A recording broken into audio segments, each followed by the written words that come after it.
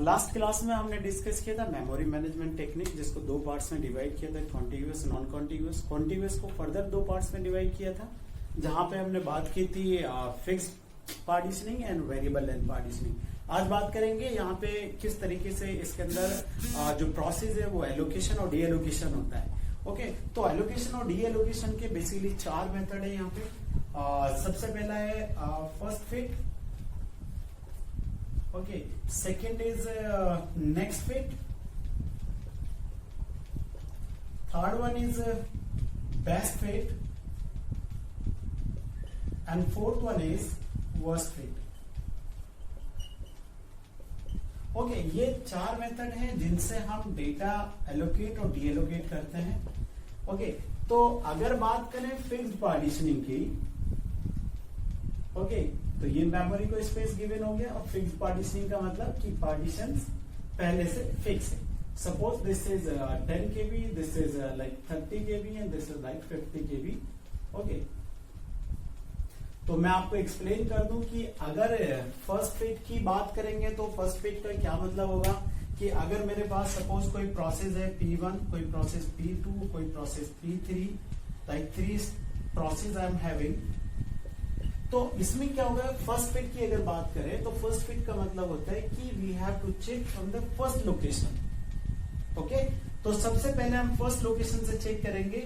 अगर P1 इस space से इक्वल है या इस स्पेस से छोटा है तो हम यहाँ पे इसको एलोकेट कर सकते हैं। अगर suppose P1 is equal to 15 KB, तो हम इस ब्लॉक में तो उसको नहीं दे सकते, नेक्स्ट ब्लॉक में वो P1 प्रोसेस जा सकता है।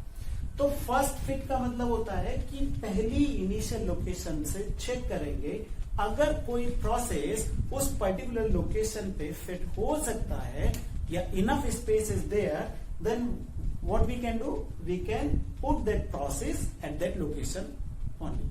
Okay, in the next fit what will happen, next fit it is also the similar as first fit. इसके अंदर क्या है कि जहां से आपने लास्ट प्रोसेस को अलोकेट कराया था, उसी लोकेशन से आप चेक करना शुरू करेंगे नेक्स्ट लोकेशन के लिए। लाइक हमने इस लोकेशन का नाम रख दिया 1012 something, this is the memory address. Okay, तो अब जो हमारा पॉइंटर होगा वो इस लोकेशन पे होगा, क्योंकि हमने इस लोकेशन पे अपना प्रोसेस एंटर करा दिया है। तो नेक्स्ट फिट का मतलब कि नेक्स्ट फिट में क्या होगा, जो अब जो हम प्रोसेस इंसर्ट कराना शुरू करेंगे वो यहां से होगा। ओके, मतलब पहले हम चेक करेंगे तो लास्ट प्रोसेस हमने जहां पे भी छोड़ा होगा वहां से जो हम स्टार्ट करेंगे, that is known as the next fit. Then what will be in the best fit, best fit it is very easy और वेरी सिंपल ऑल्सो, जैसा कि इसका नाम सजेस्ट कर रहा है बेस्ट फिट। बेस्ट फिट का मतलब होता है कि जो भी प्रोसेस का साइज है, तो हम मेमोरी एड्रेस के पहले इनिशियल से सर्च करना शुरू करेंगे और ये देखेंगे कि लाइक एग्जांपल ले लेते हैं भाई P1, P2 एंड P3, और सपोज इट इज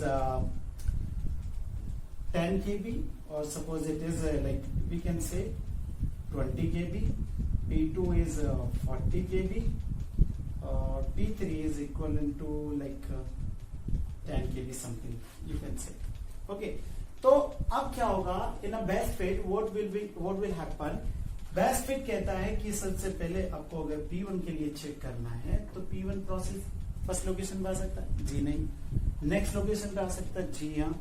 क्या इस लोकेशन पे आ सकता है, जी हाँ। दोनों लोकेशन पे हम इसको डाल सकते हैं, बट कौन सा वो प्लेस है जहां पे कम से कम मेमोरी वेस्ट होगी। ऑब्वियसली 30 KB वाले स्पेस में अगर मैं डालूंगा तो कम से कम मेमोरी मेरी वेस्ट होगी, तो it is known as the best fit. And what will in the worst fit, obvious सी बात है, वर्स्ट फिट में क्या होगा कि जो भी मेरा प्रोसेस है, like it is 20 KB process, हाँ, तो 20 KB प्रोसेस को मैं सबसे पहले उस लोकेशन पे डालूं, सारी लोकेशन सर्च करने के बाद जो लोकेशन सबसे बड़ा स्पेस रखती है। ओके, तो it was for the fixed partitioning. अगर बात करें वेरिएबल साइज पार्टीशनिंग की तो बिल्कुल वैसा ही होगा। ओके, तो ये सब डिस्कशन हो गया आपका फिक्स पार्टीशनिंग का। अगर बात करें वेरिएबल पार्टीशनिंग की, तो वेरिएबल पार्टीशनिंग और फिक्स पार्टीशनिंग में एक बड़ा डिफरेंस सिर्फ यही है कि अगर आपका जो मेमोरी ब्लॉक है अगर वो टोटली एम्प्टी है तो हमारा जो वेरिएबल पार्टीशनिंग होता है तो उसमें काफी एडवांटेजेस मिलते हैं, क्योंकि जो इंटरनल फ्रेगमेंटेशन का केस है वो टोटली इग्नोर कर दिया जाता है। बट अगर मेमोरी ब्लॉक ऑलरेडी गिवन है, वेरिएबल पार्टीशनिंग के केस में भी ऑलरेडी गिवन का मतलब कि लाइक सपोज ये मेमोरी ब्लॉक आपने वेरिएबल पार्टीशनिंग के अकॉर्डिंग दिया। सपोज यहाँ पे ये ओएस और ये memory part like P1, it is like P1 is like 20 KB, then it is suppose 30 KB, like it is 10 KB, it is P2, it is P3, like it is again 20 KBs for an example, P4, and like it is 40 KB around. Okay. तो इस case में क्या है कि आपने suppose इस तरीके से पूरा मेमोरी ब्लॉक को मैनेज कर लिया, तो इस केस में क्या internal fragmentation is 0। Okay, but suppose अब हम बात कर रहे हैं वेरिएबल पार्टीशन की, तो वेरिएबल पार्टीशन में इस तरीके से हमने सारे प्रोसेस को अलोकेट करा दिया।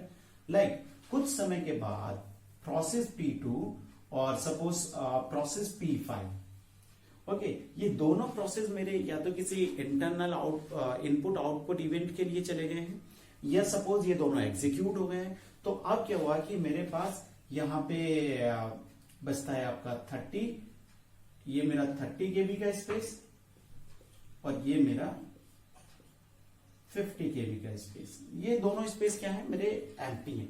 तो अगर आप इस मेमोरी स्ट्रक्चर को देखेंगे तो it will look like a fixed partitioning. अब इस केस में अगर आपके पास कोई नया प्रोसेस आता है, सपोज दैट प्रोसेस इज 90 केबी और not 90, suppose it is 60 KB. सो अगर आप देखेंगे कि P5 और P3 अगर इन दोनों को मैं ऐड करूं, यहाँ पे स्पेस कितना है 80 केबी और मेरा नया प्रोसेस कितने साइज का है 60 KB. So can I allocate this process here? No. So यहाँ पे क्या हुआ कि अगर कुछ मेमोरी ब्लॉक्स इस तरीके से आपने वेरिएबल पार्टीशनिंग के थ्रू मतलब उनको प्रोसेस अलॉट किए, लेकिन अगर कोई ऐसा केस आता है कि कुछ प्रोसेस आपके वहां से डीएलोकेट हो चुके हैं, तो अब जो नया प्रोसेस आएगा वो बिल्कुल ऐसे ही बिहेव करेगा जैसे फिक्स्ड पार्टीशनिंग में बिहेव कर रहा था।